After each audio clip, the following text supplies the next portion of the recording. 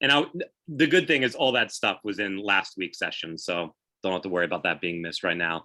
And that one way to see that is that God's entire speech at the end of the book, which I mentioned last week, is everybody agrees that that's the key to the book. Whatever the book of Job as a whole means is bound up with what God says out of the whirlwind in chapters 38 to 41. Unfortunately, there's no agreement at all about what God is saying. Some people, probably most modern interpreters, tend to have a really bad sense of anticlimactic disappointment with what God says at the end of the book. Seems like maybe he's changing the subject. He doesn't seem to be answering Job's questions. But one thing that's helpful to see is literally every single thing God says out of the whirlwind at the end of the book is about the world, is about weather elements, animals, and structures in the world, like the sea and the land and the light and the darkness. That God's focus at the end of the book is not himself and not Job, but creation, the world we live in. And I think in many ways what the book of Job is about is the world of such a quality that it's not worth actually serving God, or that it would be better not to be born, or that it would be better for the world not to exist as it currently is. That's ultimately, I think, what the book is about. Now, certainly, whatever answers you give to a question like that is going to have huge implications for what you think about the creator of the creation and what you think about us as creatures in the creation. But nonetheless, I don't think Job is ultimately about God or about us, but I think it's about the nature of the world we live in. That's the ultimate topic of exploration in the book. And I think it's a helpful way to think about it. So with that said, let's go back to chapter 1. Chapter 2, we got the whole summer that we have left in July and August to kind of look at this, but I do want us hopefully to get towards the end of the book sooner rather than later, because I hope that we can spend at least a couple of weeks, if not more, just on God's speeches out of the whirlwind at the end. Mentioned this maybe 5 minutes ago, so I'll mention it again now, and then I'll mention it at the end of our time tonight. For next week, we're really going to speed up. We're going to read and talk about the first 2 cycles of arguments between Job and his 3 friends, which is chapters 4 through 21. So we really speed up next week. We're not going to be able to read most of that out loud each week. And so I really encourage you to try to spend time during the week reading that ahead of time so that you can kind of get a sense for what's being said. With that said, let me just start getting some volunteers. Anybody want to read Job chapter 1, verses 1 through 5? Okay, Bevan can do that. Anybody want to do verses 6 through 12 of chapter 1? Okay, Emily, you can do that. Anybody want to do 13 through 19? 13 through 19. Rebecca, you got that. And then rest of chapter 1, just this end, but really crucial part, verses 20 to 22. Okay, Jess, you got that. And let's just read all of chapter 1 and 2 together so that we hear it all in one fell swoop. Chapter 2, verses 1 through 10. Anybody want to do that? Chapter 2, 1 through 10. Okay, Alan. And then one last reader, chapter 2, 11 through 13. I can do it. Okay, go for it whenever you guys are ready. There was a man in the land of Uz whose name was Job, and that man was blameless, upright, fearing God, and turning away from evil. 7 sons and 3 daughters were born to him. His possessions also were 7,000 sheep, 3,000 camels, 500 yoke of oxen, 500 female donkeys, and very many servants. And that man was the greatest of all the men of the East. His sons used to go and hold a feast in the house of each one on his day, and they would send and invite their 3 sisters to eat and drink with them. When the days of feasting had completed their cycle, Job would send and consecrate them, rising up early in the morning and offering burnt offerings according to the number of them all. For Job said, "Perhaps my sons have sinned and cursed God in their hearts." Thus Job did continually. One day the heavenly beings came to present themselves before the Lord, and Satan also came among them. The Lord said to Satan, "Where have you come from?" Satan answered the Lord, "From going to and from on the earth, and from walking up and down on it." The Lord said to Satan, "Have you considered my servant Job? There is no one like him on the earth, a blameless and upright man who fears God and turns away from evil." Then Satan answered the Lord, "Does Job fear God for nothing? Have you not put a fence around him and his house and all that he has on every side? You have blessed the work of his hands, and his possessions have increased in the land. But stretch out your hand now and touch all that he has, and he will curse you to your face." The Lord said to Satan, "Very well, all that he has is in your power, only do not stretch out your hand against him." So Satan went out from the presence of the Lord. Now there was a day when his sons and daughters were eating and drinking wine in their oldest brother's house. And there came a messenger to Job and said, "The oxen were plowing and the donkeys feeding beside them. And the Sabaeans fell upon them and took them and struck down the servants with the edge of the sword. And I alone have escaped to tell you." While he was yet speaking, there came another and said, "The fire of God fell from heaven and burned up the sheep and the servants and consumed them. And I alone have escaped to tell you." While he was yet speaking, there came another and said, "The Chaldeans formed three groups and made a raid on the camels and took them and struck down the servants with the edge of the sword. And I alone have escaped to tell you." While he was yet speaking, there came another and said, "Your sons and daughters were eating and drinking wine in their oldest brother's house. And behold, a great wind came across the wilderness and struck the four corners of the house, and it fell upon the young people, and they were dead. And I alone have escaped to tell you." Then Job arose and tore his robe and shaved his head and fell on the ground and worshipped. And he said, "Naked I came from my mother's womb, and naked shall I return. The Lord gave, and the Lord has taken away.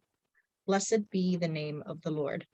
In all this, Job did not sin or charge God with wrong. Again, there was a day when the sons of God came to present themselves before the Lord, and the Satan came among them to present himself before the Lord. And the Lord said to the Satan, "From where have you come?" The Satan answered the Lord and said, From going to and fro on the earth, and from walking up and down on it."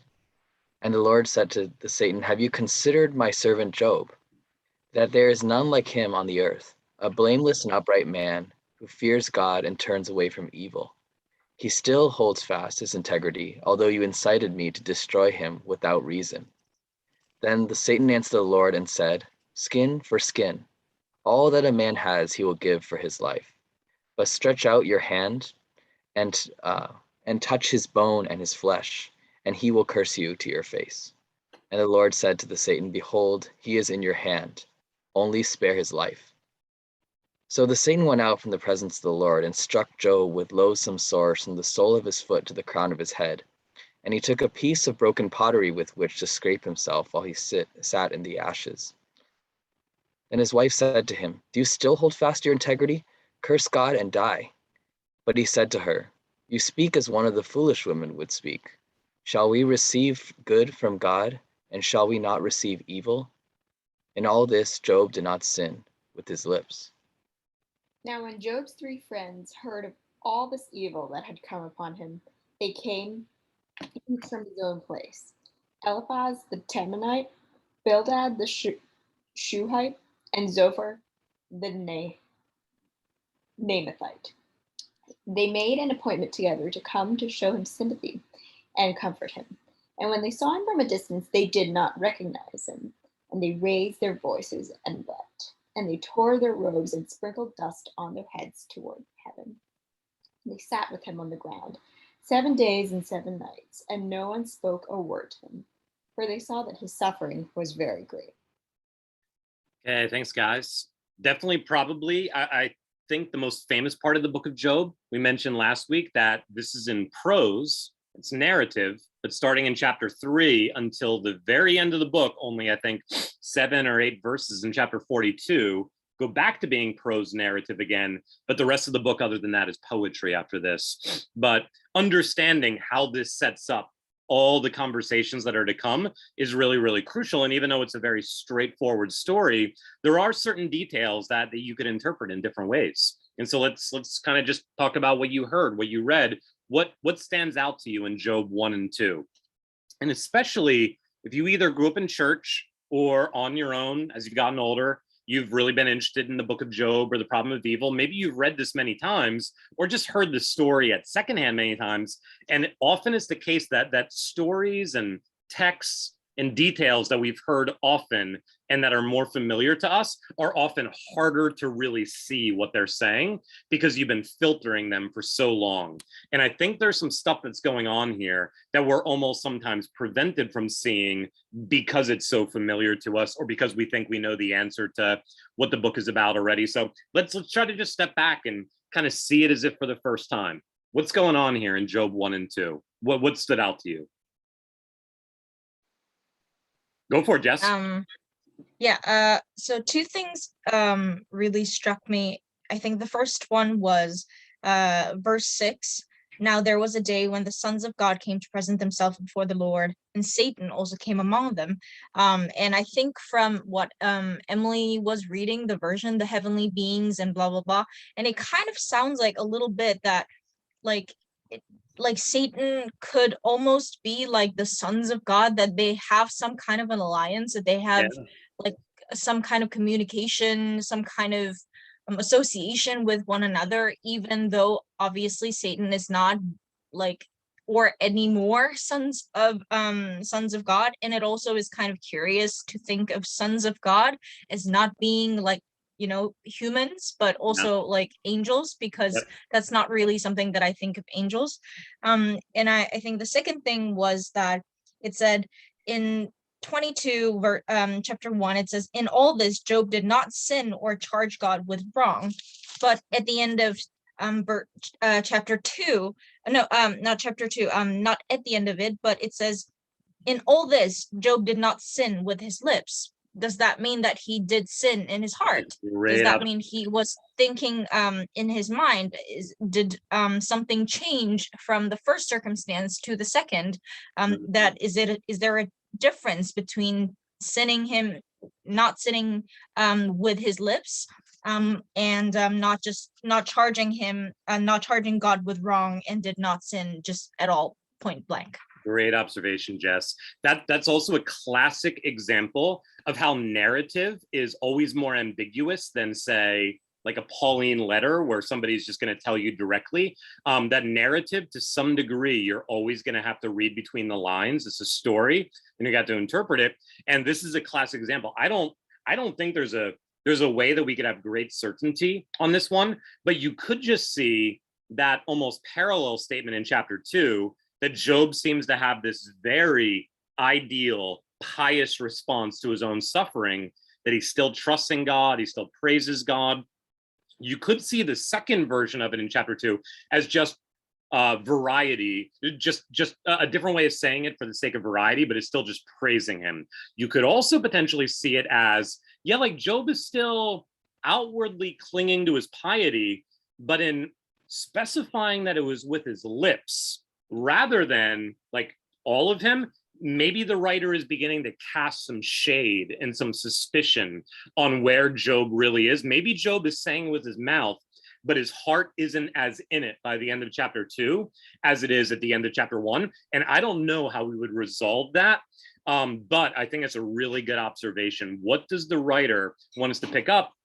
Last week I mentioned, and we'll talk about this throughout the summer, that in the Christian tradition, one of, I think, the most significant mistakes we make in the Christian tradition, unlike the Jewish tradition of interpreting Job, is the Christian tradition tends to see Job as very ideal as a character, that he never wavers in his trust.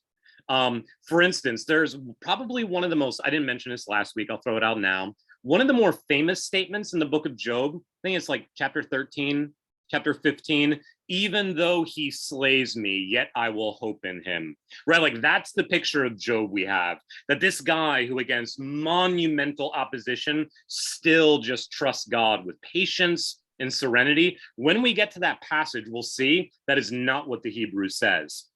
It says, even though I hope in him, he slays me, or even though I have no hope, he slays me. It's actually a despairing statement. Job clearly moves farther and farther and farther away from trust, and piety to even to the point of open accusation against God as the book goes. Job develops as a character. And in the Christian tradition, often the Job of Job 1 and 2 just is the Job of the rest of the book. But Job as a character experiences development. And I don't think it's beyond the realm of possibility that the author is already indicating that at the end of chapter 2, that he's already beginning to move away from this ideal response of the Lord is given, the Lord is taken away, blessed be the name of the Lord. Not to say that we should be, critical of Job as a character, but I think he's much more human than he often comes across in the Christian tradition of interpretation. In the Jewish tradition, it's much more understood that Job crosses lines that he ought not to cross later in the book. And so we'll get into that as we go. But yeah, it's a great observation. In terms of the sons of God, who are, we can talk about this more if you guys want. Almost certainly they are angelic figures. One thing we talked about briefly last week is, even though, especially to us as Christian readers, we just read Satan, this is the devil from the New Testament, it is possible that that's true, but a lot of scholars actually think that that's not true for a couple of reasons. One is that Satan as a character isn't really fully developed at this point in Jewish history, although where you date Job is also difficult. But Satan is not a name in Hebrew. It's a title or a function. It literally just means adversary or prosecuting attorney, and the person or the character that bears this title is not always a bad guy in the Old Testament. Often good figures have the title or the function Satan. And so it's at least not to be taken for granted too quickly that this is the devil in Christian theology. It could be just another angel who plays the role of, whether, just within the narrative or in God's court, of just making sure that God's ways with the world make sense and are just. Now, it is hard by the end of Job 2 not to feel like the Satan character, whoever that is, isn't somehow malicious, because he does directly attack Job. And so I do tend to think that it is a negative character. But for now, I think wanting to press in more to what do we learn about Satan, the devil here, is actually to be asking the wrong question. Satan never reappears in this book. He is not ultimately a significant character in the story of Job. Other observations, whether about this or anything else in chapters 1 and 2? I have a question on the Job not sinning or charging God with wrong. Yeah. And at what point is charging God with wrong sinning? Because I do hear all the time that it's okay to be mad at God in your prayers, that will bring you closer to God, just being honest with yourself, things like that. Yeah. So yeah, just at what point, or what do you have to do for that to be sinning, and when is it okay?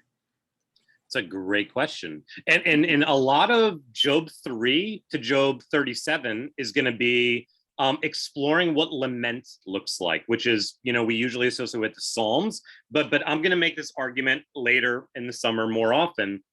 But for now, I do think that Job moves as the story goes on from lament to accusation. And if our culture and our generation is increasingly open to lament, and that's a good thing, and we're like, maybe previous generations were like, even when you're suffering, just praise God and be happy and be joyful and give thanks. And there was no real room for, no, like life is heartbreaking and we ought not to pretend everything is okay when injustice happens. We ought to lament. That's a good thing that's happening, I think, in the church.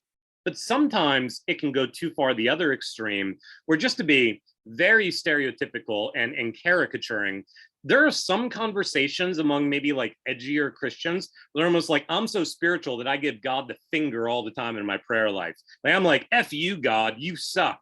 That's how spiritual I am. And there are lines we ought not to cross. There are ways that the fear of the Lord can be violated. And so just to give one very, I think, clear example is when Job later on moves from saying the Lord is behind this as my sovereign creator, but he's to be trusted. We are to receive evil as well as good from him as our creator because we belong to him. That's what he's saying here. Later on, Job continues to affirm that God is just as sovereign over evil and injustice as he is over good. And I think the whole book and the whole Bible assumes that, however you connect the dots there. The Job moves beyond that too, and God is unrighteous and unjust to rule the world this way. And I think that is to sin and to charge God with wrong. To not just say that he's powerful, to not just say that he's wise, but to say that he himself is ultimately an unjust character in the world. And Job is not saying that yet, but I do think he gets there.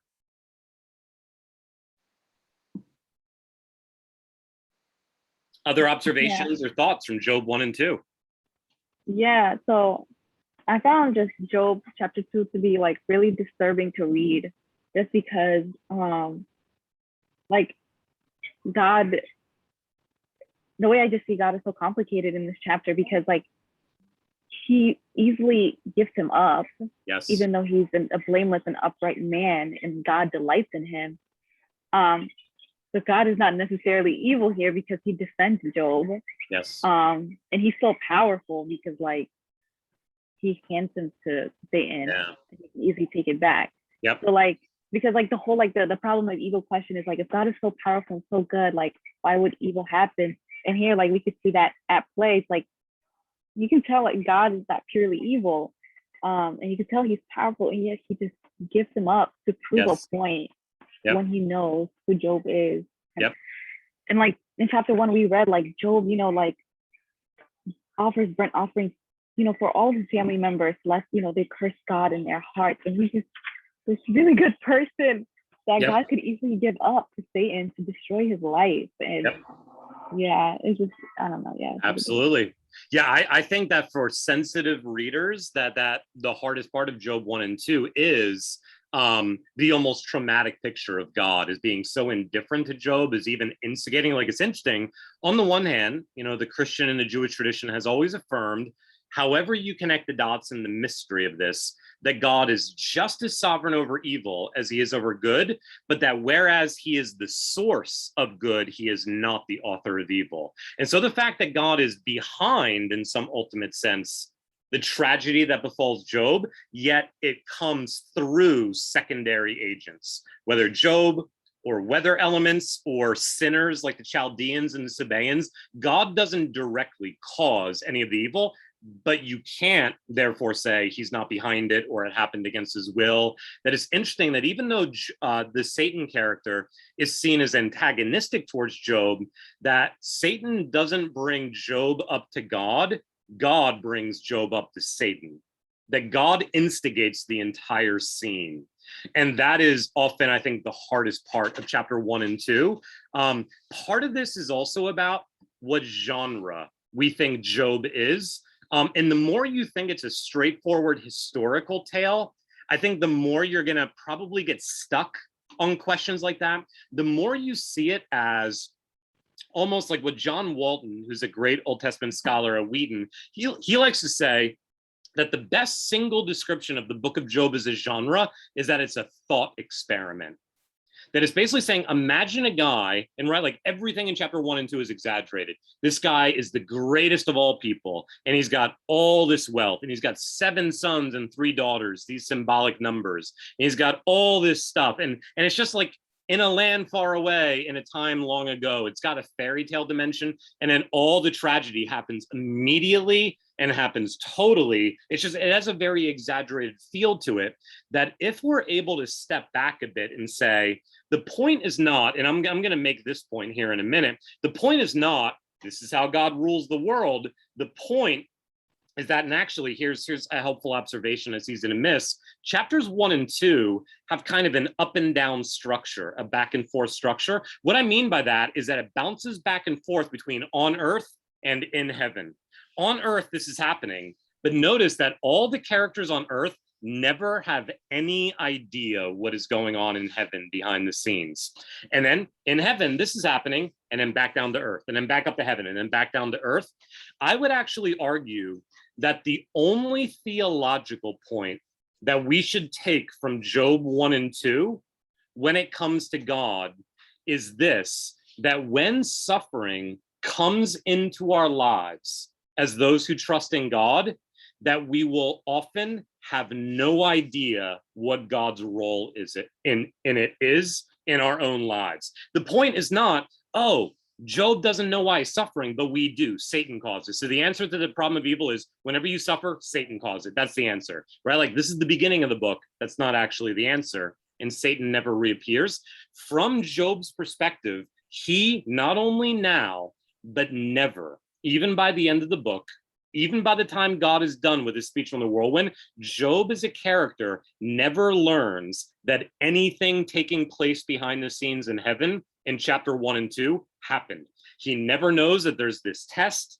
He never knows that Satan and God were in this almost like argument over why Job serves him. I think the one point of connection for us that chapters 1 and 2 establishes is that, like Job, we will often, when we are suffering, even if you fear God, and even if you turn away from evil, and even if you are wise and upright, and even if you obey him, you will often have no idea what he is up to in the world.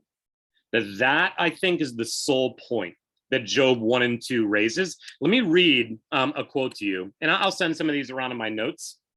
There's a great Old Testament scholar named Carol Bechtel, and she says this: while the question of theodicy, that is the problem of evil, is certainly important for the book of Job, we might want to rethink this identification of its centrality for Job.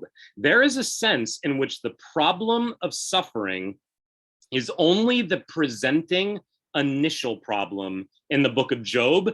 The true theme of Job is actually the limits of human knowledge and wisdom. That the true point of Job is there are many things about the world and God's role in the world that we do not know and that God does not let us in on. The million-dollar question is, what do we do in the midst of that ignorance? And as modern people, our answer is always this: well, I want God to tell me what he's doing. But the whole book of Job assumes he will never tell you in this life the things that are going on behind the scenes in heaven that are playing themselves out upon earth. And so, like Job, whatever we make sense of our lives, we must learn to make sense of them largely in the dark, with profound limits of understanding and knowledge. The answer to the book of Job is not, oh, now we know Satan causes suffering, or now we know whenever God makes a bet and you just happen to get caught in the crosshairs, that's why your kids die in a car accident. That's not the point of Job 1 and 2. The point of Job 1 and 2 is, on the one hand, much suffering has no connection to whether you fear God or whether you disobey God. There's a word in Hebrew that shows up twice in these chapters. Unfortunately, the ESV, the translation I'm using, translates them differently, but I think it's a crucial word and a word that will show up later in the book that we'll come back to. Chapter 1, verse 9. The Satan figure asked this decisive question: does Job fear God for no reason? No reason there is one word in Hebrew, and I think it's one of the crucial words in the book.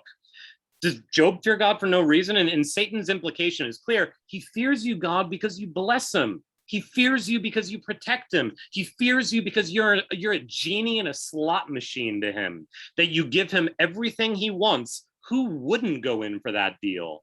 And the point is that Job is not actually motivated in Satan's eyes by the fear of the Lord. He's a mercenary, that God is a means to an end to the blessings in Job's life.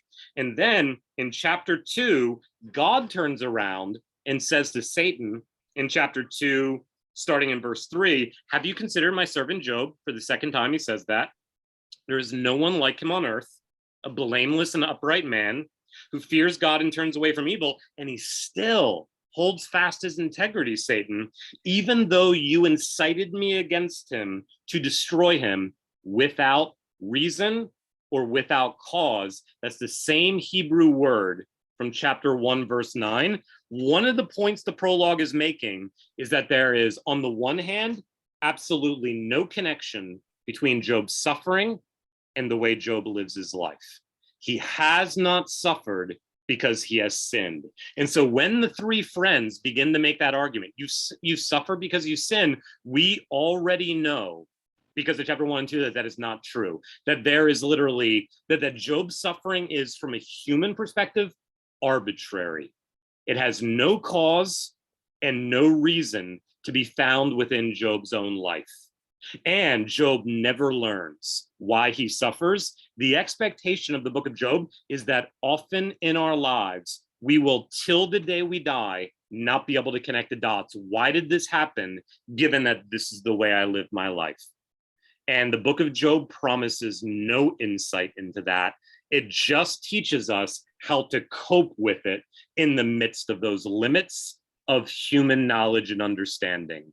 That there is ignorance, not total, but significant ignorance that human beings have as they walk their way through the world. And the book of Job is about how we cope with that.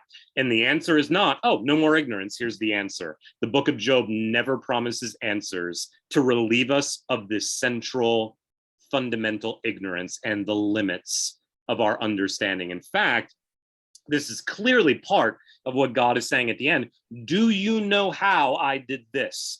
Are you able to do this, Job? Do you understand how I did this? And the obvious rhetorical answer every single time is no, no, no, no.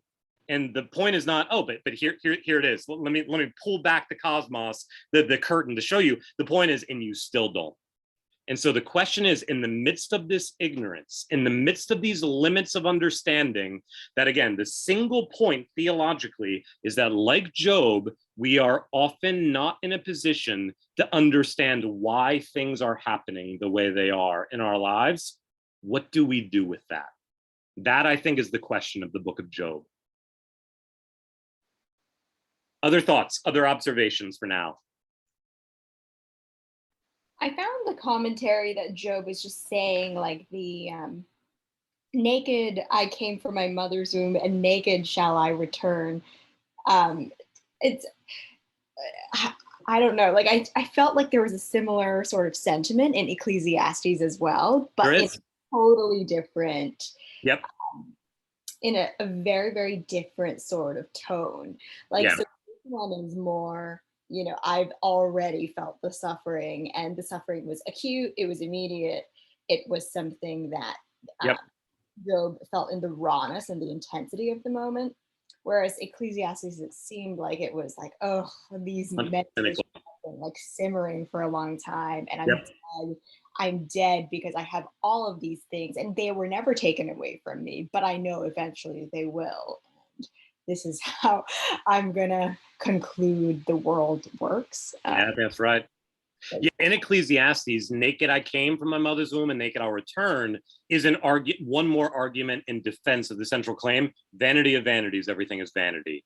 But in Job, it's a revelation of our true condition, which is, even in the middle of prosperity, we are always creatures who have nothing and will take nothing out of creation other than the sheer gift of existence that we have been given. And so we are always ultimately dependent on our creator.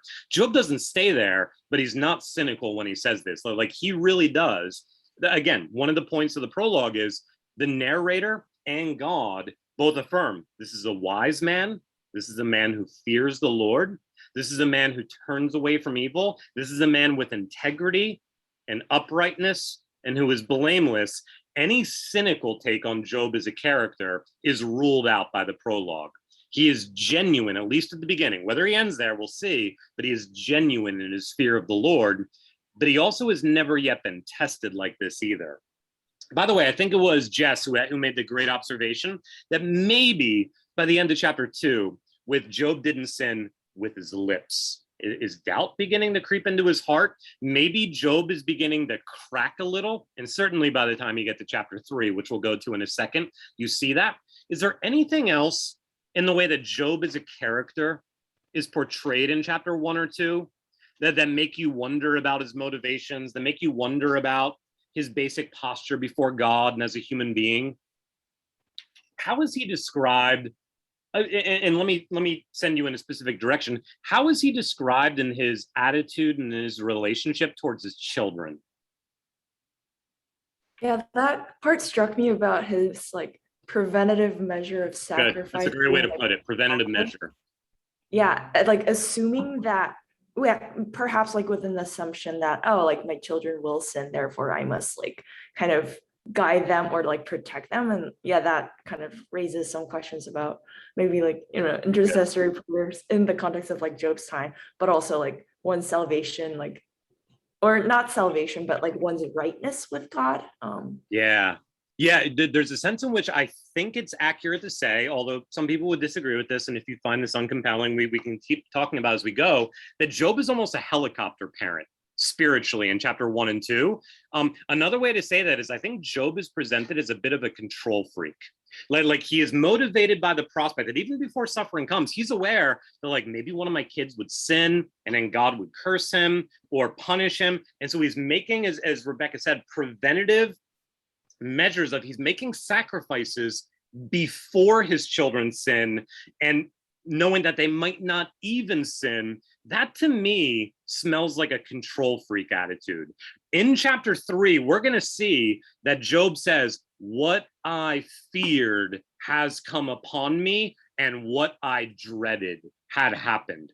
That this was not the first moment where Job was like, whoa, all of a sudden I might lose everything. Even though he fears God, he has already lived with some basic level of anxiety and worry that suffering might come. And I think you at least get a sense that maybe part of his motivation in sacrificing and in obeying and fearing the Lord is in order to get God to keep suffering from coming into his life. Just to give you a heads up, I don't think this will surprise you, but I think this is such an important, helpful way to say it. One of the conclusions I make when we come to the end of the book, whenever I teach the book of Job, is that whatever else obedience is in the Christian life, it is not a bargain that you are making with God to prevent suffering from coming into your life. That's literally not what obedience is. Staying away from sin has no connection ultimately to having a better chance to avoid tragedy and heartbreak and suffering in your life. And putting the question that way is uncomfortable because for all of us, we would like to think that if I'm a good little boy and girl and I do what my creator wants, then I will be protected from the bad things that happen to other people in their lives. And I think you get a sense that that's in Job's consciousness at the beginning of the book. By the way, at the end of the book, again, narrative, ambiguous, you have to read between the lines. If Job is a control freak towards his kids at the beginning of the book, here's a question that's really easy to miss, a detail very easy to miss. When his sons and his daughters are feasting and celebrating in chapter 1 and 2, where do they go to feast and celebrate? The oldest brother's house. The sons, yeah, the brother's house. Hey, the sons or the brothers' houses, which implies that the daughters and the sisters do not have their own possessions, like you tend not to have in an ancient patriarchal culture. It's interesting that at the end of the book, very, very easy to miss, that Job gets 7 sons and 3 daughters back. They're not the same kids. They're not resurrected, which is one of the reasons, whatever the ending of the book means, it's not a happily ever after, because his kids never get up from their graves. Much of what happens in chapter 1 and 2 is never overturned and reset in Job's life. Whatever the ending is, it is a redemptive ending, but it's not a happily ever after ending. Is the 7 sons and the 3 daughters are mentioned, but the daughters are the focus at the end of the book, not the sons. The daughters are named, not the sons. And there is a really curious statement in chapter 42 that Job gave his daughters an inheritance along with his sons. And so at the end of the book, Job is relating to his children differently than he did at the beginning. And what that means is ambiguous.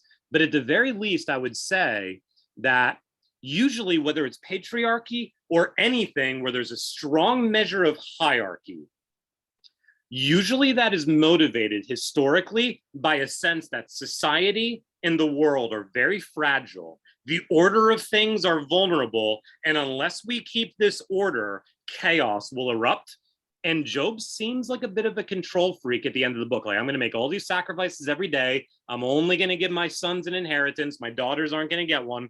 And by the end of the book, he seems much more relaxed and free, and so to speak, liberal. I don't mean like liberal ideology. I mean liberal in the sense of generous with his daughters. And he's not trying to control the world and his experience of the world the way he is at the beginning of the book. And so to put it another way, and then I'll throw it out to you guys for any last thoughts on 1 and 2, then we'll spend the rest of our time in chapter 3. One of the conclusions I always make when we get to the end of Job, and I'll just give it to you now, and you can think about it as we work through the book, is negatively, obedience has nothing to do with you having a deal with God to experience less suffering than other people who are not as obedient as you. God doesn't owe you any freedom or exemption from suffering because you've obeyed. And he also might be profoundly generous to you, even if you're a complete jerk in your life, and he might be really generous to you. That's not how God rules the world. On the other hand, here's kind of the conclusion that I would draw, that one of the morals or one of the pieces of wisdom that I think the book of Job commends to us is don't be a control freak. A lot of us respond to the potential of what might hurt us in the future by functionally being control freaks. And I think the book of Job bids us to stop being control freaks, to trust in God, even though there is no connection between your trusting God and bad things that might come in the future. Nonetheless, don't be a control freak anyway. Job, at the end of the book, still lives in the same world. Every one of these new kids might experience the same thing that happened to the first batch of kids. The same heartbreak that happened to Job in chapter 1, 2 might very well happen again. And yet he chooses to go back into this same world, no longer as a control freak, but with a liberality and almost riskiness of spirit of just saying, come what may, with open hands and open heart, I am going back into this world. The book of Job teaches us, it shows us a man who learns how to stop being a control freak. And I've been around you guys for long enough. This is probably true for all of us, but especially young, elite, educated people. You guys are all control freaks. I know you better. I know you well enough to do that. You work really hard to manipulate and control your lives so that they turn out in a certain way. And there is absolutely zero relationship between your efforts to do that and what the next 30 or 40 or 50 years will bring you. And there's nothing the book of Job offers to say, but here's a better way to manipulate your future so that you can prevent suffering. There is no secret for that. The point is, don't be a control freak anyway, because your control freak stuff, it actually doesn't prevent suffering from coming in, and it just makes you miserable at the end of the day and keeps you from seeing what's good in the world and enjoying it the way God has made it to be enjoyed. So anyway, I think that there's probably some little sense here in chapter 1 that Job is, if not dominated by, at least influenced by a sense of anxiety and fear and dread that unless I really obey God in a hyper way, bad stuff is going to happen to the things that I love in my life. And bad stuff happens anyway. Yeah, Jess, go for it. It's a really, really small point, but I think that like when you mentioned the daughters part, that in the end, like later, the focus becomes more about, the daughters and, how beautiful they are, blah, blah, blah. But also, like the wife sort of just kind of disappears. Yep. Like she says something and then she just kind of goes away. Yeah. And even at the end, it doesn't really mention like what happened to the wife. Like, did she remarry, or like, is it the same wife? Like, what happened with her? So I think that's kind of observation, I guess, like weird or interesting. I don't know. Yeah, my take on that, and as you would imagine, there is a lot of like feminist criticism of the book of Job, that and then the daughters at the beginning, the fact that all the main characters are men, tends to critique Job, and there's some truth to that we can learn wisdom from that. But I tend to think that the point of this is not that this is a patriarchal book. The end of the book actually deconstructs that, right? Because the daughters, not the sons, are centered at the end of the book.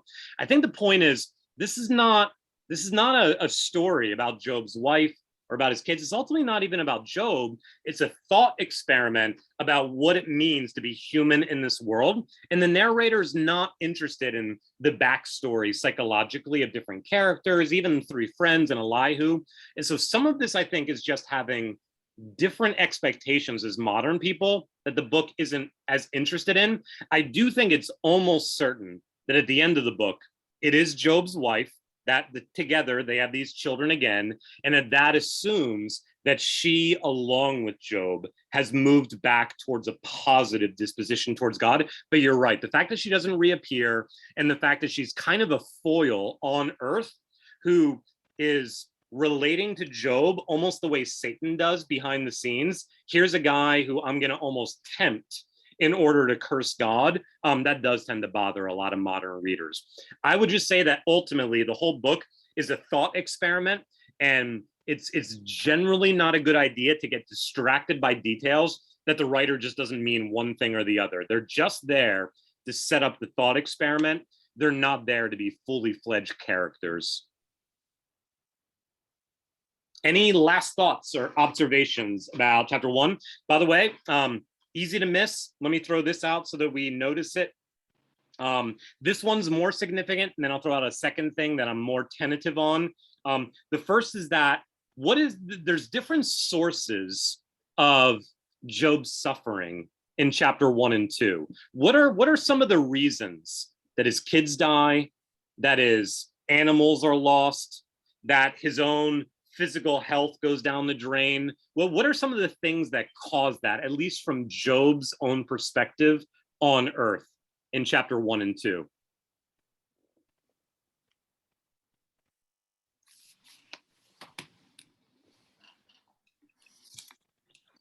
Servants die. Sorry, go for that. Say that again, guys.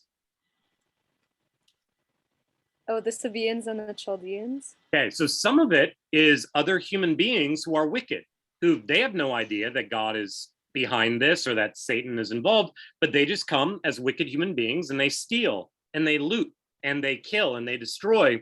By the way, we'll come back to this in a second, but the Chaldeans often show up elsewhere in the Old Testament, for instance, in the book of Habakkuk, but later on in the Old Testament, they actually become who? Anybody know? The Babylonians. Yeah, these are the Babylonians. This is one of the reasons, if I had to guess, that the book of Job is even though it's set very early in its historical setting, that it's written very late. In many ways, I think the book of Job is a reflection on the disaster and the catastrophe of Israel being destroyed, Jerusalem being burned to the ground, and all of their children being taken off into slavery, that the Chaldeans are the source of Job's suffering, just like the Chaldeans are the source of Israel's suffering later on. At the end of the book, you might remember this, Job precisely basically gets twice of everything back. He has this many sheep, but double at the end. He has this many oxen, but double at the end. And often the prophets say that after the exile to Babylon, that Israel will come back and they will receive, right, like Isaiah 40, double from the Lord's hand. There's a lot of exilic and restoration from exile themes. And every time a servant comes back to Job in chapter 1 to tell him what's happened, do you notice there's this line that recurs over and over and over again? Verse 15, and I alone have escaped to tell you. Verse 16, and I alone have escaped. And verse 19, and I alone have escaped.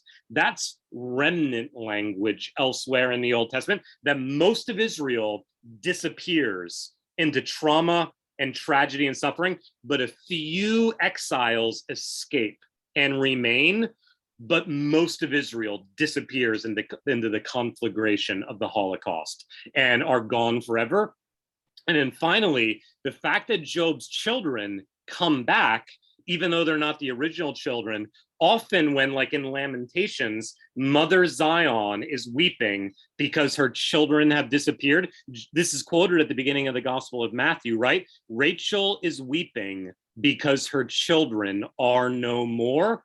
And yet the prophets often say, that your children will return from exile. But they can't mean the same kids, because exile's been going on for decades and centuries. But one day, the children of Israel will return to the land. In many ways, I would suggest that maybe a helpful way to think about Job is that Job is a parable of Israel in exile, trying to make sense of, yeah, we're not perfect, but there is no way that our disobedience justifies generation after generation of God's people being born in, growing up in, and dying in this incredibly unjust situation of imperialism and slavery. How can God be just that this has happened to us? I think Job as an individual character is a thought experiment for how can we still trust God when everything has fallen apart for us for centuries, and there is no connection anymore between our obedience and our experience of life.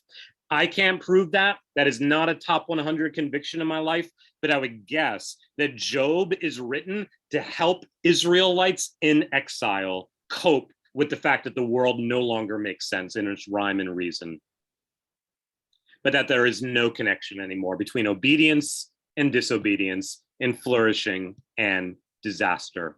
So that's there. Ronaldo mentioned fire from heaven, and the other one, most significantly, and then we'll go to chapter 3, chapter 1, verse 19, a great wind came across the wilderness, and it knocked the house down, and it killed Job's kids. Obviously, Job's children dying is the most epic of the disasters, although it's all bad. And I wish our English translations would help us out here a bit, but twice at the end of the book, we are told that God answered Job out of the whirlwind. And it is the same word in Hebrew as chapter 1, verse 19. That God at the end of the book identifies with the creational piece of chaos that is responsible for killing his children. And so historically, philosophically, this is what many Christians and Jews and just philosophers in general would call natural evil and moral evil. That the problem of evil is not just about other human beings do bad things. If it's just that, then you could potentially solve it just by free will. But volcanoes explode, and tsunamis destroy villages on the coast, and cancer comes into the life of a 23-year-old who's always honoring God. The natural evil, moral evil combined is behind the chaos in the world, and ultimately God seems to be behind all of it in Job 1 and 2, and it sets up the rest of the book. And so for now, just want you to notice that when God speaks out of the whirlwind at the end of the book, we are meant to remember this is the element that killed Job's children, and God is speaking out of it, which at the very least has to at least mean that God is not saying, hey, sorry for that, like that was Satan's fault, that wasn't me. That God is identifying as somehow responsible for the fact that this is part of the world that he made. And he is speaking to Job out of that. He is not ducking the hard questions. Nick, yeah, so, you said several times that like obedience does not guarantee, like having a good life without suffering. But like, I guess I'm trying to reconcile that in light of with the New Testament, because like you can hear like if you suffer with depression or anxiety, like I've gotten this comment numerous times from Christians. It's like you don't have to suffer with this. Like you have victory in Jesus, and Jesus says, ask and you'll receive, knock and the door will be open to you. That like we don't have to be subject to so many like I don't know. I guess sicknesses or troubles and stuff when we are followers of Jesus, because like we have Jesus to call upon and like help us and stuff, and so like we have advantage over non-believers. So like how does that kind of go with the fact that we're not guaranteed good life? Yeah, it's a great question. And honestly, that's a great way to put where we're going for the next 2 to 3 weeks as we listen in on the dialogue and the argument between Job and his 3 friends. Here's an illustration that you'll hear me bring up later, and so I'll bring it up now to think about. There's this famous scientific experiment, and I'm sure there's lots of versions of it, where you put a bunch of rats in a cage, and there's 2 buttons on the wall. There's a blue button and a red button. And the rats learn very early on that if they press the blue button, they get like food and water. And if they press the red button, they get shocked by electricity. And so the rats learn pretty early on in the experiment, press the blue button whenever you're hungry or thirsty, don't ever touch the red button no matter what. But the experiment goes on to not switch out the red and the blue so that they're the opposite, but to randomize them. So that any given time you touch one of the two buttons, there's no way you can know ahead of time whether the blue button will give you food and water or whether it will shock you with electricity painfully. And there's no way you can know ahead of time whether the red button will bring an electric shock or food and water. And what do you think the ultimate outcome is psychologically on the rats, who early on lived in a universe with order? Whenever I'm hungry, I press the blue button, and the gods who are behind all this give me what I want. And the red button is the thing you don't do because that brings suffering. And now it's randomized, and there's no consistency of when you get food and when you get shocked. And there's no causal connection between your behavior and what happens to you in your experience of the world. What do you think psychologically is the end game for these rats? What do you think they begin to do? They never pressed either button? Yeah, they begin to get paralyzed. And they begin to just like not be able to operate anymore. And I think a way to think about Job's position and his three friends' position is Job's three friends are basically going to defend the thesis that there are good rats and there are bad rats. And the good rats know that if you press the blue button, the gods give you the good stuff. And that if you press the red button, bad stuff happens to you. And that's why good stuff and bad stuff happens to different rats. And Job is going to make the opposite argument that we are rats in a cage and there is no connection between what we do and what befalls us. Those are the two options. And without telling you why I think this right now, I think ultimately the book of Job refuses either of those portraits of the world.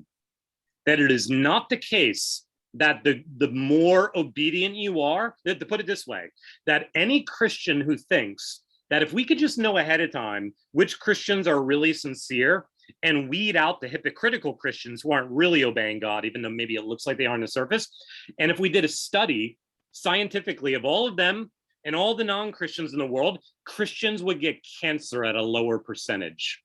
Christians would have their kids die in car accidents at a lower percentage. That is not true. And that is not the world we live in. On the other hand, if you throw up your hands and say there's no rhyme and reason, there is absolutely no connection between what you do and what happens to you, that is also not true. If you lie all the time, if you cheat on your boyfriend or your girlfriend, if you lie at work, there are many obvious ways that bad deeds lead to bad consequences, and often good deeds lead to good consequences. The $1 million problem is that the connection isn't consistent, that the connection isn't reliable, that one person obeys God profoundly and experiences largely blessing, and another person obeys God just as much, and they get cancer, and their kids die, and their spouse leaves them. And you cannot explain all of these cases by saying, yeah, like Job's friends, but if you could really dig into this person's heart, the person who experienced more suffering, they were really secretly disobeying God, or behind the scenes, they were hiding sins that will come out at the final judgment. And it's often the case too, that people are profoundly wicked and experience profound happiness and flourishing. So it is not to say that there is no connection between deeds and consequences, behavior and experience, but it is to say that the connection is profoundly inconsistent and unreliable, or at the very least, unpredictable ahead of time. So I'm not saying, Fevin, that there's no sense in which God never answers our prayers and relieves us of suffering. There's no sense in which if we obey God, we don't experience blessing. But if you think that because I've done A, B, and C, therefore I can know now that I am promised that D, E, and F will not happen to me in the future, you are hearing a promise that God has never made to you. And that is not the way that he rules the world. And the question is, what do we do with living in a world like that? It's not saying that our behavior doesn't matter, but it is saying that there are profound cracks in the structure of a fallen world. Jess, and then Claire, go for it. And then we'll do Job 3 for our last few minutes. Yeah, I just wanted to like add my observation that it seems like Job doesn't really think about Satan or the devil into the equation. Like when, like, because like even the first time when he says like, it's like, oh, naked I come and naked I'll go. And then the second time is like, oh, God has blessed me. And so will he also not give evil things? And I feel like that's a starkly different approach than how we live, where we tend to think that good things come from God, bad things come from Satan. And we are very quick to always like say, like, when troubles befall us and we're like, oh, that is the devil trying to stop us from doing certain things, or the devil trying to, you know, stop us going out and, you know, doing great things and blah, blah, blah. But here it kind of feels like Job has not even a single consideration of the devil, but just to kind of accept that God just sometimes does things that is not good for us, and he seems to quote unquote accept it, whether he, you know, accepts it in his heart or not. And so I was just kind of wondering if it was a common theme in the old days for people to not really think of Satan as one who does the evil, but rather God as the one who only does all the, you know, like wrath and judgment and blessings when you do good things. Yeah, it's a great question. And we will come back to that question a lot this summer, Jess.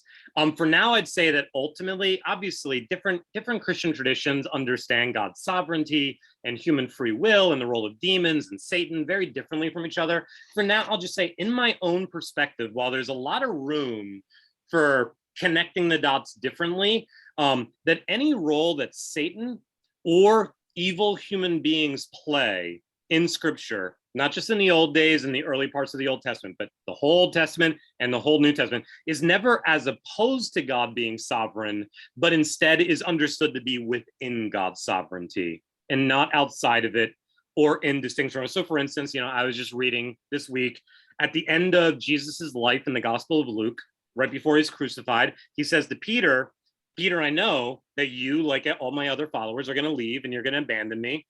And I have prayed for you so that after you have fallen and after you are restored, you might come back and be a source of grace. And he has this language of Satan has asked to sift you like wheat. And the idea is that Satan is ultimately, with respect to agency, the source of the evil, but Satan needs to ask permission.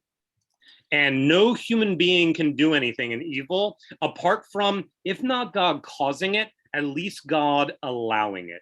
And so it is important to say that God is not the author of evil and that God does not directly cause evil. But I do not think it is a good solution to the problem of evil to basically say, like there's these awful humans and these demons who are running loose in creation, and God would like to stop them, but he just can't, for whatever reason. That I don't think minimizing God's sovereignty is ever the way any biblical writer tries to solve the problem of evil. It is important to say that God allows this and doesn't cause it, or that he's not the author of it, that he uses it. But again, part of what God is doing at the end of the book when he speaks out of the whirlwind is he is identifying with this, right? Like that's part of the end of chapter 1 and 2. The Lord gave and the Lord took away. And in saying this, Job did not sin nor charge God with wrong, even though he ascribed the ultimate reason this has happened to the fact that the creator of the universe has ruled the world in such a way that this is the lot that has fell into my lap. And I think there's a lot of room within that to connect the dots in different ways, but I don't think that we should ever ultimately say, maybe to put it this way, if all you say about suffering is that's not God's will for people, you have not said nearly enough about God's role in the world.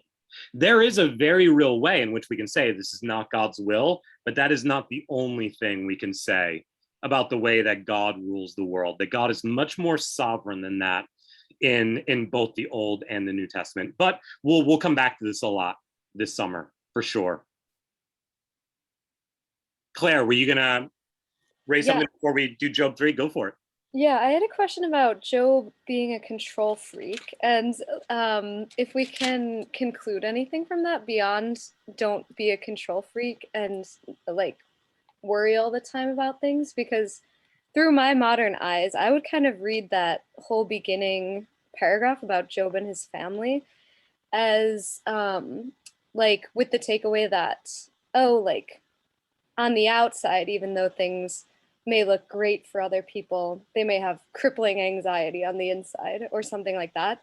Problems we don't realize, or something about like the whole more money, more problems concepts. Like, but I don't know if like back then it would have been read in the same way. Yeah. And I don't think that that's necessarily at odds with, Job is being presented as a control freak, that the more you have, the more you fear losing it, the more complicated your life becomes, that stuff ultimately all goes together. But I do think, especially as we're going to see here in chapter 3, that Job is presented as, even before the disaster happened, he was already living in fear and dread that something like this might happen. And it seems to be connected psychologically to why he is so pious, to why he is so devout, in order to increase the odds that he will ward this off if he prays for his kids and makes sacrifices in this way. And so in that sense, I think the logic is, don't be a control freak, among other reasons, because it literally doesn't improve your odds at all to avoid suffering. That's not the way the world is wired. And kind of also that it's not exactly what Satan said, that he praises God because of everything good he's been doing, but he's praising God for a wrong, different reason, to fend off evil. So like, yeah, that motivation is wrong there. Yeah, and I do think that, right? Like, that's the way we are as human beings. We can't really know who we are or what's in our heart until we are tested by circumstances. And so I think Job himself ultimately learns what is true about himself as a result of having to go through this. But in chapter 1, again, to go to the other extreme, I don't think Job is presented as a fraud who is only relating to God instrumentally in order to protect his blessings. That's Satan's take, and I don't think that's true. But he's also not presented as, when it says he's blameless and he fears the Lord, that doesn't mean that he's sinless. It doesn't mean that he's perfect. It just means that he is fundamentally postured towards his creator in the right way. But there are kinks in the armor that come to the surface and that challenge Job. But the fact that Job is vindicated at the end of the book does vindicate God's take on Job in chapter 1 and 2. And I think argues against Satan's take in chapter 1 and 2. Well, let's look at Job 3. For the sake of time, let me just read this out loud so you can follow along with it. Notice that it's all in poetry. And again, if you were here last week, or maybe you heard me say this early on, I think starting in chapter 4, from chapter 4 until 2/3 of the way through the book, the heart of the book of Job is 3 cycles of arguments between Job and his 3 friends. And the 3 cycles begin in chapter 4, and they all have the same order. Eliphaz says something, and Job responds.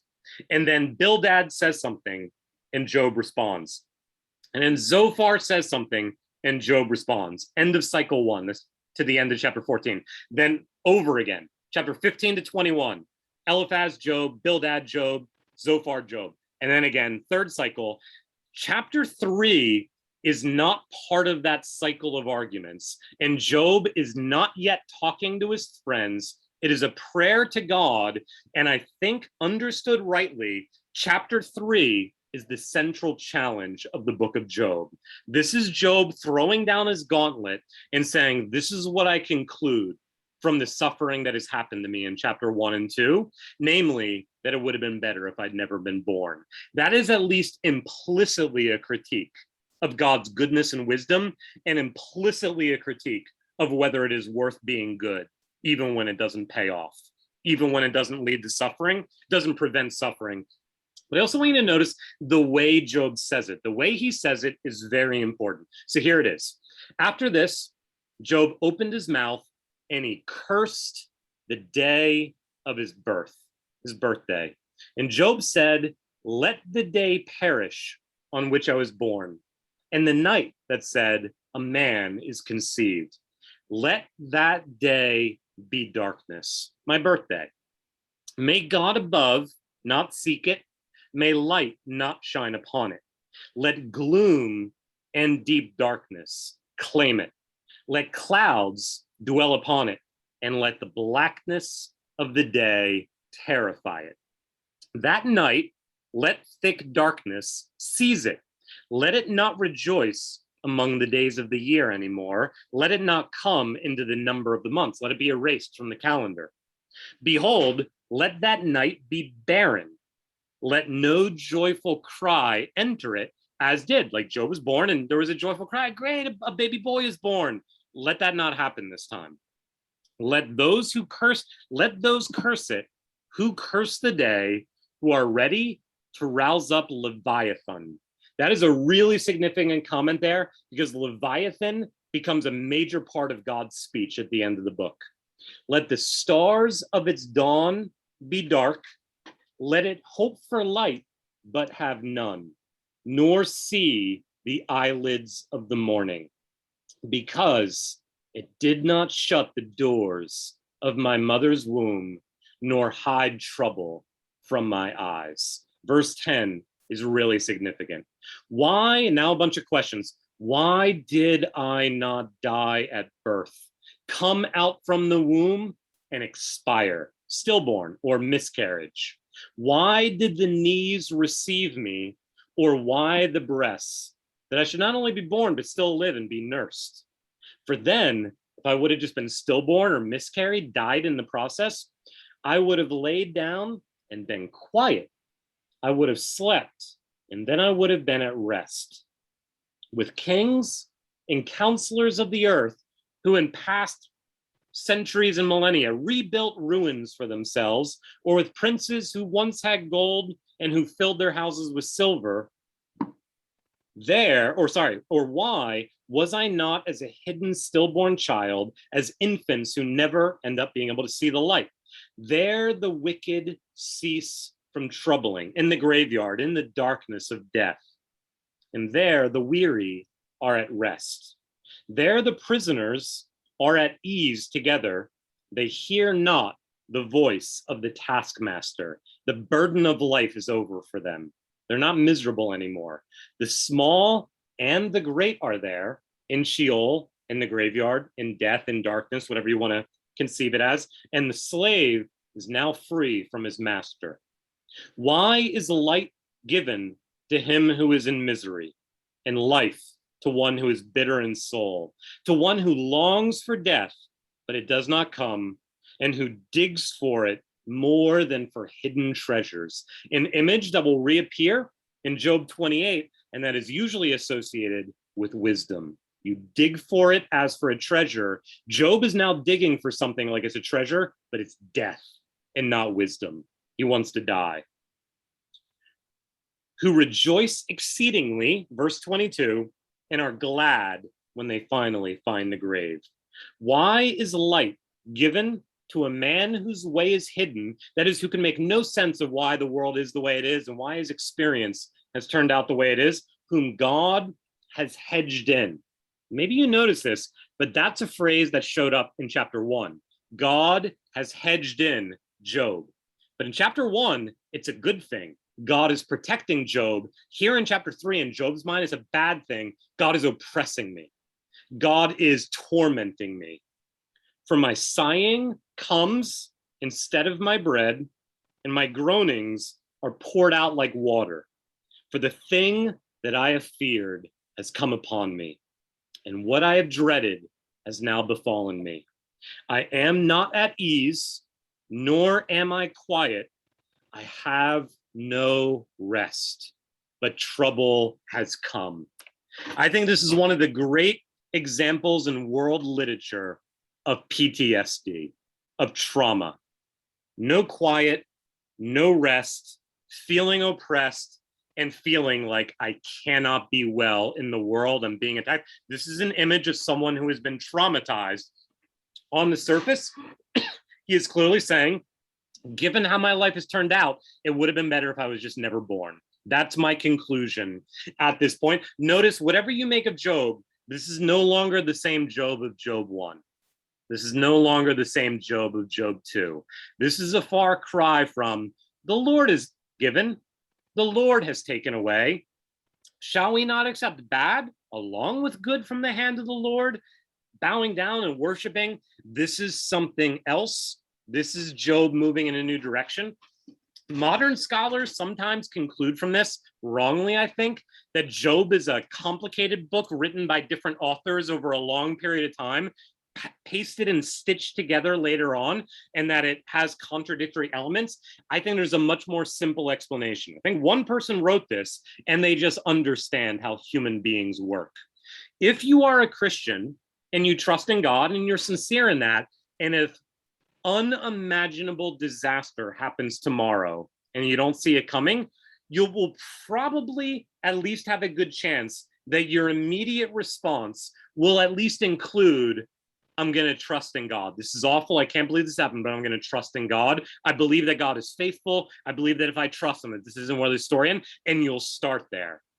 And then you'll begin to have doubts. And you'll say stuff with your lips, but it's not as clear anymore whether your heart is entirely lined up with your lips. And then eventually you will begin to be shaken. This is just the way trauma plays out.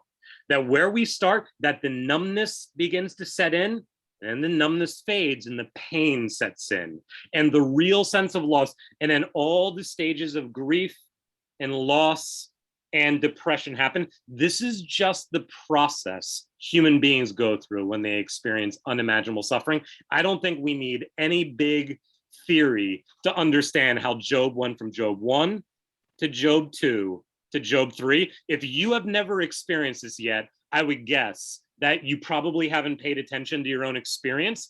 And even if it is true that you've somehow managed to get to this point in life without going through okay, bad stuff happened, and immediately I kind of shore up and I try to trust in God, and then 2 days later and 2 weeks later, I can't even imagine how hard it has gotten. This will happen often in your life.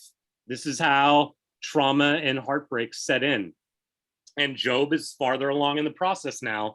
Last thing I'll say, and then I'll throw it out to you guys, the most significant thing about this chapter, and it's, again, I think every character, Eliphaz, Bildad, Zophar, what they are contending is essentially this, that Job is wrong to say what he says in chapter 3. Every argument they make is in defense of the idea that Job is wrong to have said what he says here. Every defense Job will make in response to his three friends will be a defense of what he says here in chapter 3. Elihu, whatever we make of him towards the end, will ultimately argue both against the friends and against Job and say the friends are wrong, but also I think Job is wrong too with respect to chapter 3. And God's response out of the whirlwind is ultimately to show Job what the world is really like, to show him creation. And this is where I think it gets really significant. Every character, including God, is ultimately arguing over what we should make of the claims in chapter 3. But notice that even though it's poetic, Job doesn't simply say, I wish I'd never been born. He says much more than that. He essentially says, I wish God had never created the world. I want you to notice a couple of things that are easy to miss. The first thing is, to put it this way, here's the simple thesis. Job 3 walks through the order of creation in Genesis 1 in the same order, but in a subversive way, and Job is unraveling it. And he's basically walking through the 7 days of creation saying, I wish you hadn't done that, God, and I wish you hadn't done this, and I wish you hadn't done this. And at the end of the 6 days of creation in Genesis 1 and 2, what does God do on the seventh day? After the world is good, good, good, very good, and now God does what?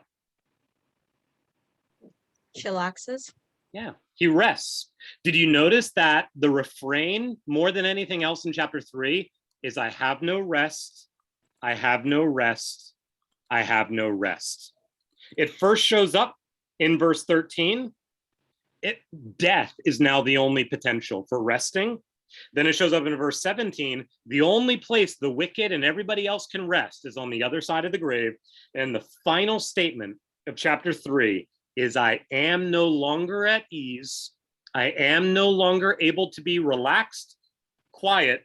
I have no rest. Trouble has come. The order of creation has been turned upside down. And whereas the result of God's creation in Genesis 1 is rest, the result of Job undoing creation or wishing that it would be undone is that he is no longer able to rest in this chaotic world that God rules over. The most obvious place to see it is verse 4. Verse 3 says, let that day perish. Maybe you can hear it grammatically. Let there be light. Let this happen. Let this happen. These grammatically, that's a jussive. Let this happen. Let this happen. Let this happen. And Job is speaking in the same way that God is speaking in Genesis 1. And even our translation in English adds something to verse 4. The ESV says, let that day be darkness. That's not actually what the Hebrew says. It actually says, concerning that day, which he's talking about in verse 3, let there be darkness. It is the exact same phrase in Hebrew as Genesis 1:3. And God said, let there be light. And at the beginning of Job's speech, he says, let there be darkness. That Job wants to reverse and undo what happened in Genesis 1. That now Job knows he can't. It's poetic, but he's saying, this is the conclusion. Given what has happened to me, it would have been better if God never would have done Genesis 1. This is the gauntlet. This is the challenge that Job lays down. The world is of such a quality that it would ultimately be better for all of us if we would immediately go into death, into darkness. That death is an improvement on life. Non-existence is the only hope for rest. Existence is a sentence to torment and to not being able to rest. It is being destined for trauma and heartbreak and injustice. This is the world we live in. And in this world, I have no rest. And so I wish it would all be undone. I think this is the claim. By the way, some of you might know this. He died a number of years ago. He was a British author, Douglas Adams, and he wrote a series of books, Hitchhiker's Guide to the Galaxy, which are really, really funny. But he was an atheist. And his atheism comes out in the books. And this doesn't come out in the movie that was made as much, but here is a line from Douglas Adams. This isn't from Hitchhiker's Guide to the Galaxy. This one is from The Restaurant at the End of the Universe. It's funny, but it's also making a claim that Douglas Adams clearly believed. He says this, the story so far, in the beginning, the universe was created. But this has made a lot of people very angry and has been widely regarded as a bad move. That's a line in the book. And I think that's Job's argument in chapter 3. Bad move, God. Would have been better if you'd never done this. I would rather have never been born than live in a world where something like this has happened to me. That is, I think, Job's argument in chapter 3. And I think the rest of the book is an argument over whether this is true. I'm curious as, because like the Bible is ultimately like, you know, written by like the Holy Spirit, like these men or these writers were inspired by the Spirit of God's writers. And like this accusation against God is so serious that God chooses to include in His word.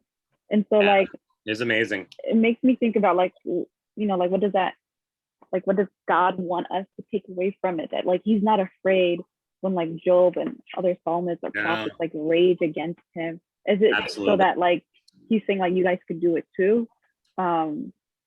Or because that's very tricky for me because that's a great question. I don't want to blaspheme God. Like great question, and I love that you're thinking about that. I've kind of alluded to it. I ultimately think that it's a mistake to read the book of Job. Clearly, most of us get this now, that Job's three friends are not finally vindicated, even though they are technically on the right side of the overall argument. Job is wrong to say what he says in Job 3. I think they're right in that. But the way they argue for it is completely mistaken. And just like the Pharisees, right, in the New Testament, they believe in a lot of things that are true. They believe in the scriptures. They believe in resurrection from the dead. They believe that the law reveals the will of God. They're right in all of that. And yet they are finally condemned by Jesus in an overall sense as being fools and wicked and religious hypocrites. Ultimately, Job's three friends are bad guys in the book. That doesn't mean that we should condemn them and feel superior to them, but their only restoration at the end of the book comes through repentance. And the reality is that they're wrong. But a lot of, and if Christians often functionally become like Job's friends, and we do, it's like we're so concerned to defend God's reputation that we actually become Job's friends, and we say falsehoods and we say really stupid things to people that are hurting. Part of the point of the book of Job is don't be Job's three friends. And many of us, if something bad happens and somebody says something accusatory towards God, we should be careful not to jump in so quickly and so cheaply that we actually say false things to defend a true position. And a true position is God is good and he's worth trusting even in suffering. But Christians often put forward unbelievably untrue arguments for that position. And just because the position is true doesn't justify making bad arguments for it. On the other hand, it probably is a trajectory in the last couple of centuries to see Job very sympathetically in his raging against God, where Job is the hero of the story, not God. And I think that's just as mistaken. By the end of the book, Job will also repent. God is the only character other than Elihu who doesn't repent in this book. And I think that is the perspective of the book. So yes, we can commit blasphemy. Yes, we can say accusatory things from God that we might later need to repent from. But again, just two ways to connect the dots. One, that doesn't mean that every statement you make in defend of faith or scripture or God is a good statement to make. One of the ambitions we ought to have is to not be Job's friends. And the other thing is, let's not be so terrified of being so honest with our experience and our doubts that we're like, if I cross the line even by 1 inch to say something irreverent to God, that's the ultimate. Like Job says a lot of irreverent things, and yet God still loves him and receives his repentance at the end. Saying something blasphemous or accusatory towards God, that is a category. And if it happens, we should eventually repent, but it's not the unforgivable sin. It's not like the ultimate dangerous thing we should do. So we do need to, and again, I often say this, and I'll say it a lot this summer, there is a sense in which Job is almost a trope for a liberal, and his three friends are a trope for a conservative in the way they try to make sense of suffering. And the typical liberal and the typical conservative perspective both go astray. And one of the things that conservatives and liberals temperamentally tend to share in common with each other is they both want cheap, instant resolution of dilemmas and refuse to ever think, I can't be certain of the right answer. I need to be in tension and say, I don't know. Conservatives and liberals tend to both be really cocky in unjustified ways and tend to be equally committed to instantly eradicating all tension and uncertainty.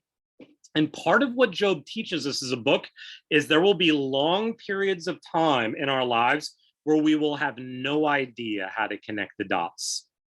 And when you just don't know, it is very easy to be one of Job's friends and pretend you know when you don't know. And it's also easy to be Job and say, F you, God, which is really coming out of Job also doesn't know, but he thinks he knows. Neither Job nor his three friends really understand what is going on, and they both move towards a certainty that is unjustified and mistaken. And often for human beings, again, this is why I think Carol Brechtel, who I quoted earlier, is right. In some ways, the most difficult thing in the world is to trust in God even when you have no idea what's going on. And almost all of us want to go towards, here's what God is up to, or here's what's actually true. And liberals and conservatives both have bad habits of that. Job does not know and cannot know at this point what's going on. But I do think he eventually begins to go too far and drawing conclusions that are unwarranted about God's own unfairness and injustice in this. Other thoughts, observations about chapter 3 for the last couple of minutes? Do encourage you to read and reread chapter 3, maybe once a week this summer as you're working through the book, because again, I think everything from chapter 4 to chapter 42 is ultimately not understood unless it's seen to be a response to chapter 3. The rest of the book is one big argument over what to make of chapter 3.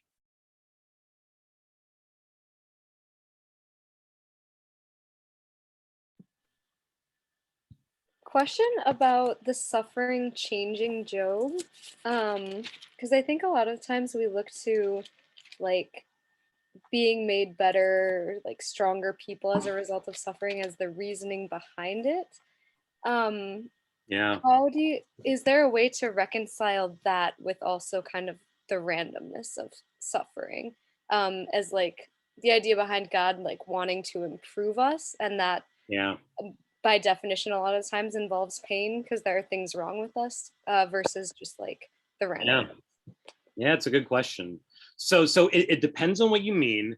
If you mean, does God use suffering to bring sanctification into our lives and to form us and shape us and to work things for our good? Yes. If you mean more than that, is this the answer to the problem of evil? Evil exists and God allows it to happen so that changes for the good in our lives that otherwise could not have happened can come about, and that justifies that? Absolutely not. 100%, that's a mistake, that is wrong. Carol Brechtel shares a great part in this essay that I quoted from earlier, where she's giving a talk at a conference for Christians on Job, and she teaches on Job, and afterwards her two kids who are in elementary school come up and say, so mommy, are you saying that if the two of us die, but later on you and daddy have more kids, then it's all okay? Like, are you saying that's what the book of Job means? And right, like, God doesn't kill kids so that you can look more like Jesus. Right, like that's not a solution to the problem of evil. It'd be one thing if it was just temporary stuff in your life, but like Job's kids never get out of the grave. And by the way, one thing you can think about as you read the book is we often wrongly, for sure, think the end of the book is a happily ever after. It's not, but we often think that more maybe happens in the reversal than I think does.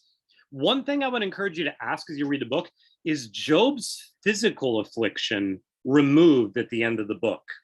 I would guess that most of us implicitly think it is. Maybe it is, but it's never said that it is. I think it's very possible, given that he's still living in the same world, and given that bodies, when they break down, never really fully recover to what they were when they were younger, that not only do his kids stay dead forever, but that Job experiences his body in a form of physical suffering that is never fully restored to what he did earlier. Does God use that for good? Yes, but that is a very different statement than saying he causes it in order to bring about that good, or that the good justifies the evil. I want to be careful about stereotyping different theological perspectives here, but this is a phrase that I use every once in a while. I think we should always avoid any kind of Calvinist calculus that says evil is justified because of the good that God has brought out of it. God does bring good out of suffering, but that is not a justification of the evil or the suffering. That in one sense, it's a very nuanced distinction, but I think all the difference in the world is in that distinction between saying, even though your kids died in a car accident, God can be trusted to bring good out of it, versus God killed your kids in a car accident so that good things could happen in your life that otherwise could not have happened. That is not a perspective that I think that we ought to adopt. It's not to say that God is not sovereign, and it's not to say that we understand why much of what happens and what happens, but one of the things we do not understand is precisely why God sees fit to allow this suffering here, but not that suffering there. We do not know. in the book of Job does not promise us answers to those questions.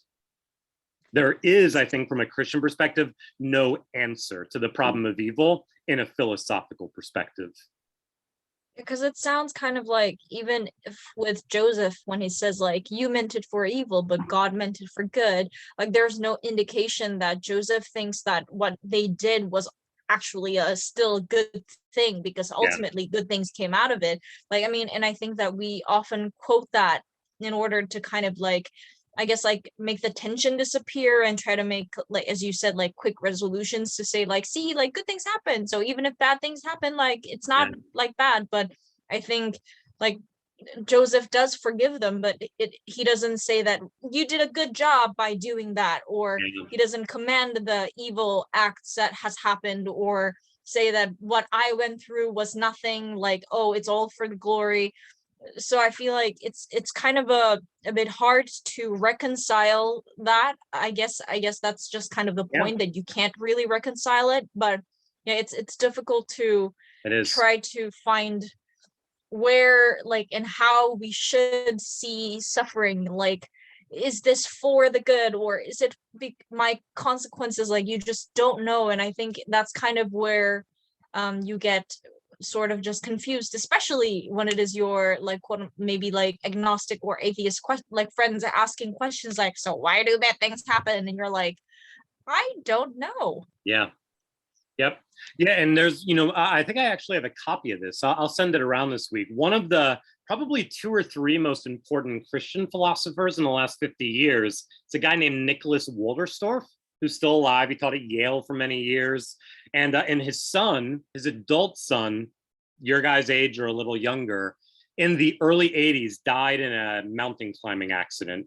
And he wrote, I actually think many Christians think of A Grief Observed by C.S. Lewis as maybe the great personal written source on reflecting on suffering. It is a great book, but I actually think Walderstorff's book, Lament for His Son, is actually ultimately even more profound than A Grief Observed, which Lewis wrote after his wife died of cancer.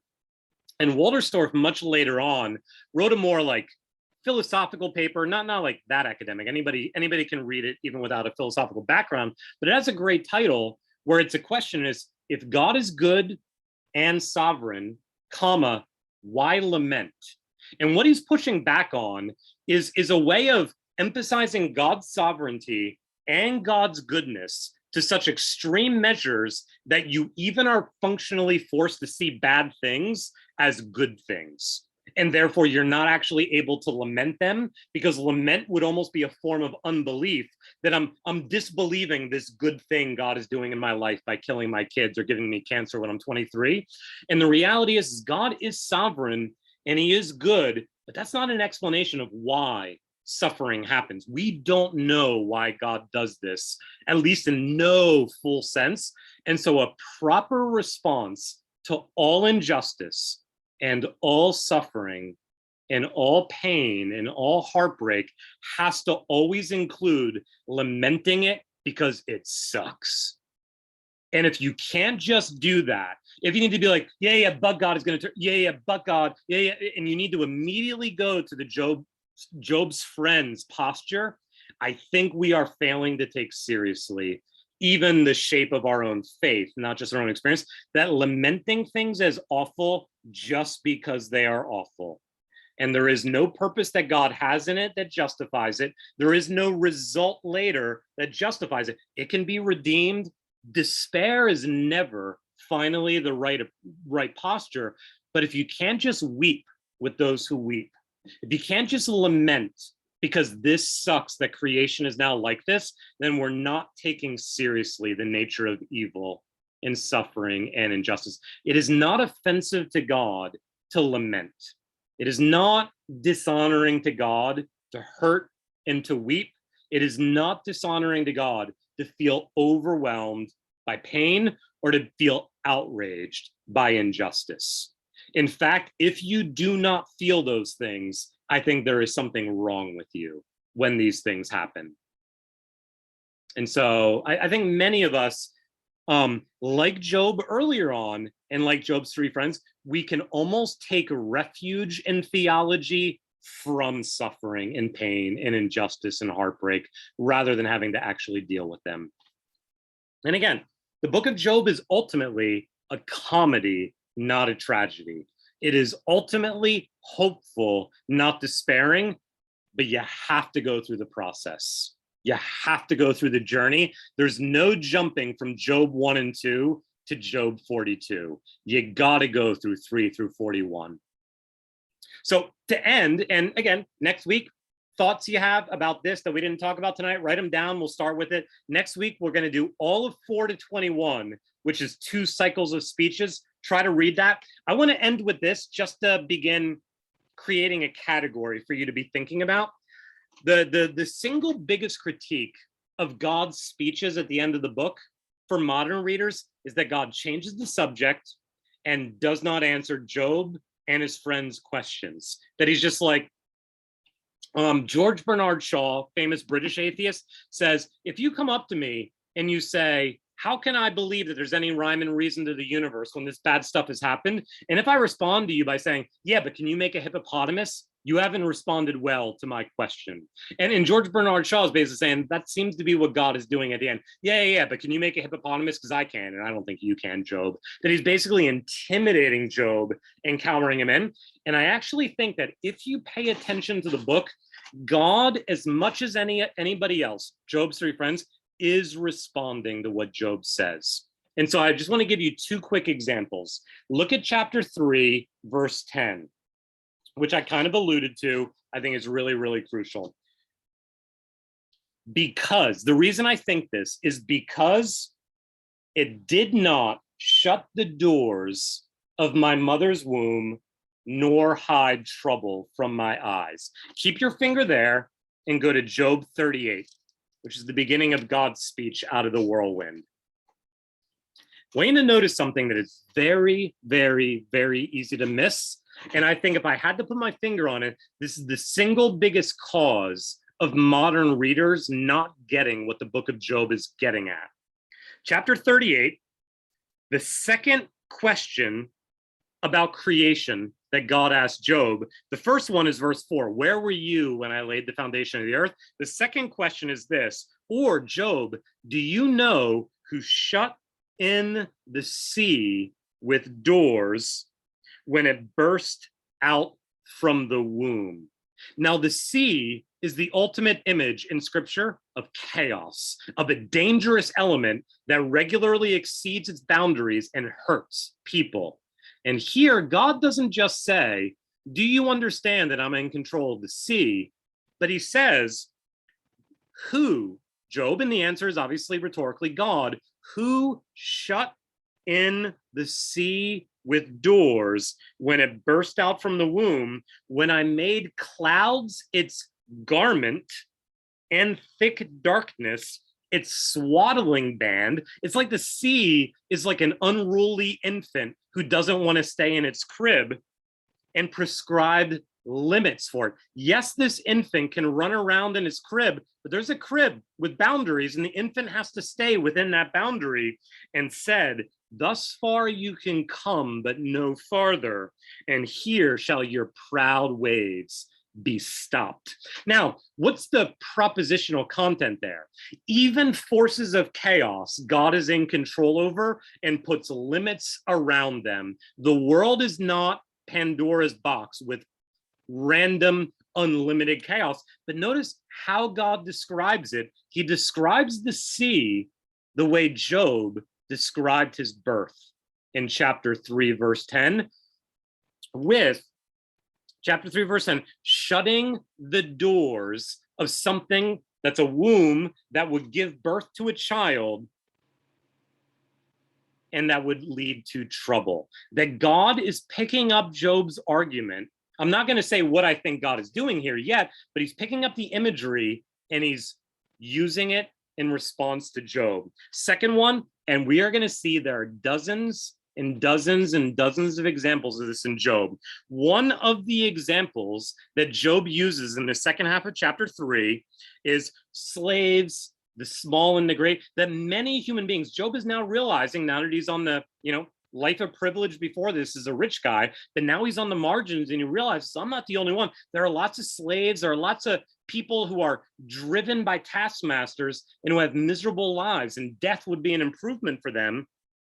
And in chapter 3, he says there, verse 18, there in death, the prisoners are finally at ease together, and they no longer hear the voice of their taskmasters. That death is an improvement for them, just like it would be for me. Jump ahead again to chapter 38 and 39, and I want you to notice this. And I believe that in some of our English translations, it doesn't come out directly, but one of the animals that God is going to bring to Job's attention in chapter 39 is this. And God asked this question. And unfortunately, the English translation obscures the connection a bit. Who has let the wild donkey go free? Which assumes that earlier it was enslaved in some way, but now it's been set free. And who has loosed the bonds of the swift donkey? Literally in Hebrew, it says, who has loosed him from the voice of the taskmaster? Which is the same phrase that Job used earlier on in the book to say, some of us in life are such slaves and prisoners that death would be an improvement. And here, God shows Job an image of an animal that has been set free and is no longer fearful of the voice of its taskmaster. I'm not at all saying what I think is going on with this. I just want you to notice that the language and the imagery that God uses at the end of the book picks up and responds to the specific claims that Job has made earlier in the book. Now, I would bet that unless you've done this with me in the past a couple of years ago, that you could read the book of Job 100 times and never notice those connections. There is a lot of distance between Job 3 and Job 38. That's the main reason for now that I want to encourage you. Pay attention to the specific language. Pay attention to the specific images. Whatever else God is doing at the end of the book, he is responding to what Job has said. He is not changing the subject. But you need to really listen to what Job and his three friends are saying to pick up on what God is saying at the end of the book. So there are lots and lots of examples of this. Let me pray, and I'll put it here in the chat. And then if anybody wants to stick around, as always, you can do some breakout rooms here at the end. Here's what we're doing next week. Job 4 through 21. Let me encourage you to try to read through that slowly at least once. I would honestly encourage you to try to read it a couple of times if you can and get a sense for what exactly are Job and these three friends saying in this section. And then next week, we'll come back to that. Let me pray for us tonight.